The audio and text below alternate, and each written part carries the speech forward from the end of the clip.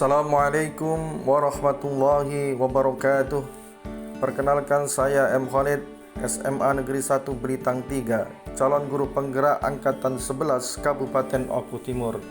Di sini saya akan memaparkan koneksi antar materi, kesimpulan dan refleksi modul 1.1 Filosofi Pendidikan Nasional Ki Hajar Dewantara. Saya dari kelas 72 dengan pengajar praktek Ibu Elis Trisnawati dan fasilitator Bapak Imam Taufik HA. Di sini sistematika refleksinya adalah yang pertama kesimpulan materi, yang kedua pemahaman sebelum mempelajari materi, yang ketiga pemahaman setelah mempelajari materi, dan yang keempat adalah rencana tindak lanjut.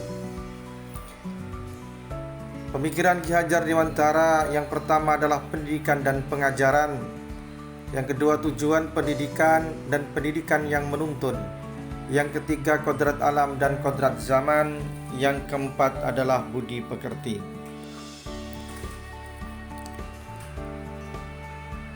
Baiklah, pendidikan dan pengajaran. Menurut Ki Hajar Dewantara, pengajaran adalah bagian dari pendidikan. Pengajaran merupakan proses pendidikan dalam memberi ilmu atau berfaedah untuk kecakapan hidup anak secara lahir dan batin. Pendidikan memberi tuntunan terhadap segala kekuatan kodrat yang dimiliki anak, agar ia mampu mencapai keselamatan dan kebahagiaan yang setinggi-tingginya, baik sebagai seorang manusia maupun sebagai anggota masyarakat. Adapun tujuan pendidikan menuntun segala kodrat yang ada pada anak-anak agar mereka dapat mencapai keselamatan dan kebahagiaan yang setinggi-tingginya, baik sebagai manusia maupun sebagai anggota masyarakat. Selanjutnya adalah pendidikan yang menuntun. Guru diibaratkan sebagai petani atau tukang kebun. Guru harus memahami kodrat anak. Kodrat anak adalah masing-masing. Seperti tanaman, kedelai akan tumbuh menjadi kedelai, padi akan tumbuh menjadi padi, dan jagung akan tumbuh menjadi jagung sesuai dengan kodratnya. Maka dari itu tugas petani menyiapkan lahan yang subur, menyirami, memberi pupuk, dan lain-lain sebagainya. Itu juga pendidikan agar tercapai tujuannya. Adapun proses menuntun, ada 3 semboyan yang kita pahami. Ing ngarsa sung tulodo, di depan memberi teladan atau contoh. Yang kedua, ing madio mangun karso, di tengah membangun kemauan atau motivasi.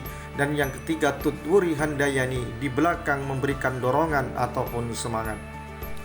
Kodrat alam dan kodrat zaman. Anak bukanlah tabula rasa.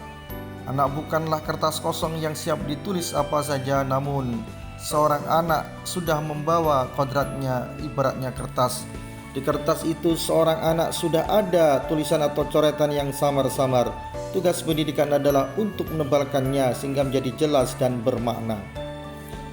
Di situ juga ada yang namanya kodrat alam dan kodrat zaman. Kodrat alam, pendidikan menyesuaikan lingkungan alam dan sosial anak. Kodrat zaman, pendidikan menyesuaikan zaman. Begitu juga ada asas trikon, yaitu kontinu, konvergen, dan konsentris.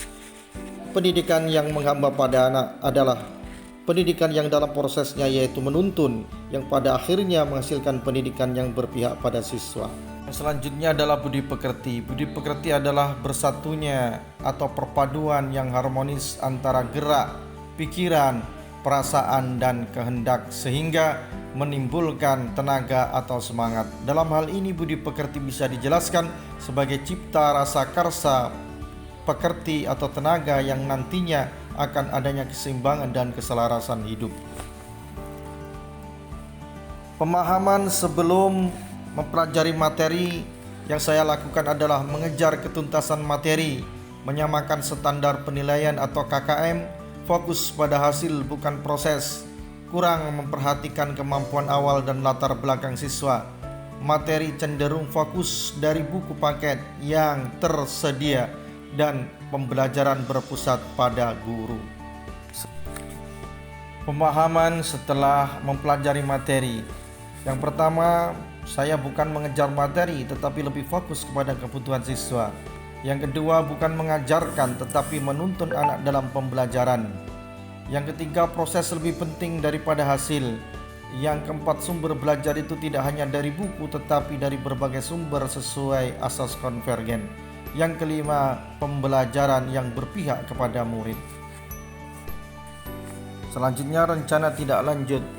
Yang pertama, melaksanakan pembelajaran yang berpihak pada murid, diantaranya dengan merancang pembelajaran yang menarik, menyiapkan media pembelajaran yang beragam dan mengakomodasi kebutuhan siswa, serta pembelajaran yang membuat siswa menjadi aktif. Yang kedua, menerapkan sistem AMONG dalam pembelajaran. Yang ketiga, melaksanakan penilaian yang beragam yang mengakomodasi minat dan bakat keberagaman. Yang keempat, memberikan aspek psikologi latar belakang murid dan kemampuan awalnya. Itu saja yang dapat saya sampaikan. Salam bahagia. Terima kasih. Wassalamualaikum warahmatullahi wabarakatuh.